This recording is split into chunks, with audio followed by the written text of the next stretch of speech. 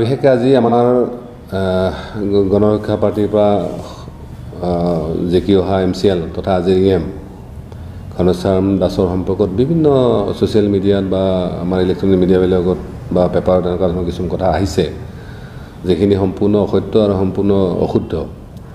বিশেষকৈ কোনোবা হয়তো ন্যস্তস্বাৰ্থ ব্যক্তিয়ে কিবা পলিটিকেল কাৰণত হওক বা তেওঁলোকৰ কিবা বিশেষ সুবিধাৰ কাৰণে এইখিনি কৰি আছে। মই সমূহ আমাৰ মিডিয়া বন্ধুসকল বা আমাৰ মিডিয়া পৰিচালক মণ্ডলীক মই জনাব বিচাৰিছোঁ যে ঘনশ্যাম দাসৰ এই ঘটনাটো লৈ তেওঁ যেতিয়া এৰেষ্ট কৰা হৈছিলে, তাৰপিছত কোৰ্টত যোৱা হৈছিল। কোৰ্টত পৰা যেতিয়া আমি গম পালোঁ যে আচলতে এই কথাটো সম্পূৰ্ণ ফল্ছ, তাৰপিছতে আচলতে তেওঁক কেণ্ডিডেট দিয়া হৈছিলে। আৰু আজি তেওঁ মানে যেতিয়া এটা দায়িত্ব ল'ব গৈ আছে, সেই সময়ত আমাৰ সকলোৰে প্ৰয়োজন আছিল তেওঁক আশীৰ্বাদ কৰাৰ, ৰাইজৰ সেৱা কৰাৰ সুযোগ দিয়াৰ। কিন্তু সেইখিনি সময়তে এই ধৰণৰ নিউজটোৰ জৰিয়তে বিভিন্ন ধৰণৰ এটা বিভ্ৰান্তি ওলাইছে। মই বিশেষভাৱে আমাৰ যিসকল শুভাকাংক্ষী সমৰ্থক আছে বা ঘনশ্যাম দাসৰ পৰিয়ালৰ পৰা গোটেইখিনিকে মই এটা কথাই কৈছোঁ যে এইখিনি সময়ত নিজক শক্তিশালী কৰাৰ বাহিৰে বা নিজক মনোবল অটুট ৰখাৰ বাহিৰে বেলেগ কথা চিন্তা কৰাৰ কোনো দৰকাৰ নাই। সমস্ত আমাৰ পাৰ্টি ৰাইজ আপোনাৰ ওচৰত আছে বা আমাৰ যিসকল শুভাকাংক্ষী সমৰ্থক তেওঁলোকে এইটো লৈ যথেষ্ট দুখ পাইছে। মই তেওঁলোকক কৈছোঁ যে অলৰেডি DNA পৰীক্ষাও কৰা হৈছিলে, তাতো এইটো যে ফল্ছ কেছ এইটো ওলাইছে। অকল সেয়াই নহয়, ষ্টেটমেণ্টো দিয়া হৈছে, ছোৱালীজনী নিজে কৰাও নাই কেছটো, বেলেগে কৰিছে। গতিকে মই আজি মাত্ৰ এইখিনি কথাই ক'ব বিচাৰিছোঁ যে আপোনালোকে যিখিনি উদ্বিগ্ন হৈ আছে এইখিনি উদ্বিগ্ন হোৱাৰ কোনো কাৰণ নাই। আৰু আপোনালোকে নিজৰ অধিকাৰৰ কাৰণে, নিজৰ প্ৰাপ্যখিনিৰ কাৰণে যিখিনি দুখ কষ্ট কৰিছে বা যিখিনি ত্যাগ কৰিছে সেইখিনিৰ কাৰণে নিশ্চয় আপোনালোকে পুৰস্কৃত হ'ব সময়ত। আৰু ইয়াৰ লগতে আমাৰ যিসকল কৰ্মকৰ্তা নিৰ্বাচনত হৰাৰ পিছত বা ৰিজাল্টটো অলপ বেয়া হোৱাৰ পিছত তেওঁলোকৰ যথেষ্ট নিৰাশ বা হতাশ হৈছে, তেখেতসকলক কৈছোঁ যে যিটো ৰাইজে সিদ্ধান্ত দিছে সেই সিদ্ধান্তক আমি নিশ্চয় ৱেলকাম কৰিম। তেওঁলোকে ভুলে দিছে ভালে দিছে তাত আমাৰ বিশেষ ক'বলগীয়া একো নাই, কাৰণ আল্টিমেটলি ৰাইজে যিহেতু সিদ্ধান্ত লোৱাৰ অধিকাৰী। কিন্তু আমি দলীয়ভাৱে এই বিষয়খিনি আমি অহা 3 বা 4 তাৰিখৰ ভিতৰত আমি বৃহত্তৰ অৰ্থাৎ বহুলভাৱে পৰ্যালোচনা কৰাৰ এটা সিদ্ধান্ত লোৱা হৈছে। আৰু তাত পাৰ্টি সম্পূৰ্ণভাৱে পুনৰ গঠিত কৰা হ'ব। আমাৰ নেতৃত্বৰ ওপৰত যিসকলৰ প্ৰশ্ন আছে বা ভৱিষ্যতৰ দিনবিলাকৰ যিবিলাক পৰিকল্পনা আছে তাত বিতংকৈ আলোচনা কৰা হ'ব। সেইখিনি সময়ত আমাৰ যিসকল দায়িত্ব থকা লোক আছে তাৰ ওপৰত ৰাইজকো এইটো আহ্বান কৰা হ'ব। গতিকে আপোনালোকে এইটোলৈ কোনো হেৰি কৰাৰ দৰকাৰ নাই। আৰু বিশেষকৈ আমি চৰকাৰৰ অংশীদাৰ হিচাপে আহি থকা দিনত চৰকাৰী যিবিলাক কাৰ্যসূচী হ'ব, যিবিলাক এজেণ্ডা হ'ব আৰু যি ধৰণৰ কিছু পদবী হওক বা বিভিন্ন সা সুবিধা আহিব, এইখিনি নিশ্চিতভাৱে আপোনালোকে পাব। এইটো লৈ যে আপোনালোকে কোনো ধৰণৰ এনেকুৱা ধৰণৰ মানে হেৰি হ'ব নালাগে যে মই এনেকুৱা লাগিব বা মই পাবই লাগিব।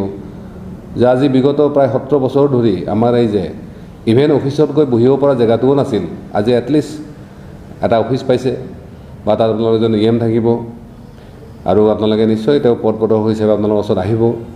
আৰু অকল সেয়াই নহয়, যিবিলাক ঘোটালা হৈ আছিলে বিভিন্ন ডিপাৰ্টমেণ্টবিলাকত, সেই ঘোটালাবিলাকৰ বিষয়ে আপোনালোকে নিশ্চিতভাৱে অৱগত হ'ব। আৰু আহি থকা দিনত কোনো ৰাজনৈতিক ব্যক্তিবিশেষ হওক বা দলে হওক বা কোনো অফিচাৰে হওক যাতে এনেকুৱা ধৰণৰ আৰু দুনাইবাৰ BTC সংগঠিত কৰিব নোৱাৰে, তাৰ কাৰণে আপোনালোকে অতন্ত্ৰ প্ৰহৰী হৈ থাকক, সেইখিনি আমি আশা কৰিছোঁ।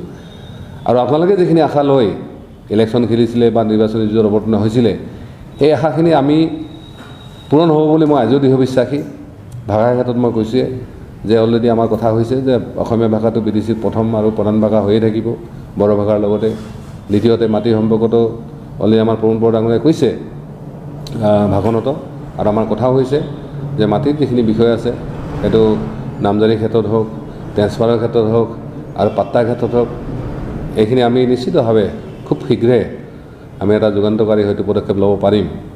আৰু লগতে আৰু বাকী যিবিলাক ৰাইজৰ যিখিনি উন্নয়নৰ যিখিনি সমস্যা আছে, অলপ চৰকাৰখন গতি লগাৰ লগে লগে নিশ্চিতভাৱে সেইখিনি যাতে হয় তাৰ কাৰণে আমাৰ যিখিনি প্ৰচেষ্টা সেইখিনি নিশ্চয় অব্যাহত থাকিব।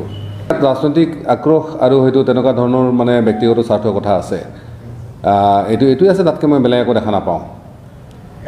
এইটো হয় যে আজি চাওক, হয় আমি চৰকাৰ গঠন কৰাৰ লগে লগে কিছুমান লোক আছে যিসকলে হয়তো BTCত সদায় সমস্যা হৈ থকাই বিচাৰে। মই আগতেও কৈছোঁ, তেখেতসকলেও কৈছোঁ যে BTCৰ প্ৰেক্ষাপটটো সম্পূৰ্ণ বেলেগ, অসম বা ভাৰততকৈ সম্পূৰ্ণ বেলেগ। অসম ভাৰতত বিজেপি কি কৰিছে নকৰিছে সেইটো বেলেগ কথা, কিন্তু BTCৰ প্ৰেক্ষাপটত BJP হওক বা UPPL হওক বা গণৰক্ষা পাৰ্টি হওক ইয়াত একলগ হোৱাটোত মই ভাবোঁ ইয়াত কোনো এনেকুৱা মানে কিবা নীতি বিৰুদ্ধ বা এনেকুৱা পাপৰ কথা কোনো কাৰণতে নহয় কাৰণ আমি সদায় BTC ৰাইজৰ বিগত কেইবা দশক ধৰি তেওঁলোকে যি জ্বালা যন্ত্ৰণাৰ মাজত আছিলে বা তেওঁলোকে হেৰুৱাই মানে একেবাৰে সৰ্বচন্দ্ৰ হৈ গৈছিলে এইখিনি সময়ত কিছু হ'লেও আশাৰ এটা মানে ৰেঙনি দেখা দিছে মই তেখেতসকলকো বিনম্ৰভাৱে অনুৰোধ জনাইছোঁ যে আপোনালোকে এই ক্ষেত্ৰত কমচে কম BTC ৰাইজক মানে কি কয় আশীৰ্বাদ কৰক সহযোগিতা কৰক ইয়াত যাতে আমাৰ বিভিন্ন জাতি জনগোষ্ঠীৰ মাজত থকা যিখিনি বৈৰীমূলক ভাৱ বা যিখিনি দ্বন্দ্ব সেইখিনি যাতে আমি ভালভাৱে সমাধান কৰিব পাৰোঁ সকলোৱে বহি লৈ এইখিনিয়ে তেওঁলোকে আশীৰ্বাদ কৰাটো মই উচিত বুলি ভাবোঁ কালিও আমাৰ টকশ্বত কৈছোঁ যে 21ত যদি কিবা অসমত ৰাজনৈতিক পৰিৱৰ্তন হয় তেতিয়া অলপ কথাটো বেলেগ হ'ব পাৰে কিন্তু আজিৰ দিনত কমচে কম এইটো নিসন্দেহ থাকক যে এতিয়া আৰু কোনো হাগ্ৰামা মহিলা চৰকাৰ হোৱাৰ কোনো সম্ভাৱনাই নাই আৰু যিসকল তেওঁলোকে MCLৰ কথা কৈছে হয় মুখত তেওঁলোকে বহুত কথাই ক'ব পাৰে বা তেওঁলোকে হয়তো ভাবিব পাৰে এইটোৱে আচলতে সত্য এইটো মিছা কথা কাৰণ আজি BJPৰ ক্ষেত্ৰত হওক বা UPPLৰ ক্ষেত্ৰত যিখিনি মই দেখিছোঁ বা জানিছোঁ তেনেকুৱা ক্ষেত্ৰত তেওঁলোকে ইমান সহজতে যে এনেকুৱা ধৰণৰ টপ বা এনেকুৱা ভুল যাব এইটো মিছা কথা কাৰণ হাগ্ৰামা মহিলাৰ ডাঙৰ হাতত হয়তো টকা পইচাটো আছে তাতকৈ বেলেগ বিশেষ একো নাই আৰু পইচাই হয়তো সৰ্বোচ্চ নহয় আৰু হয় তেওঁ আগতে ৰাজনৈতিক ক্ষমতা আছিল তেতিয়া কথাটো বেলেগ আছে আজি যিহেতু তেওঁ ক্ষমতা নাই গতিকে এইটো সম্ভৱ হ'ব বুলি মই কেতিয়াও নাভাবোঁ আৰু এইটো মুঠেও সম্ভৱ নহয়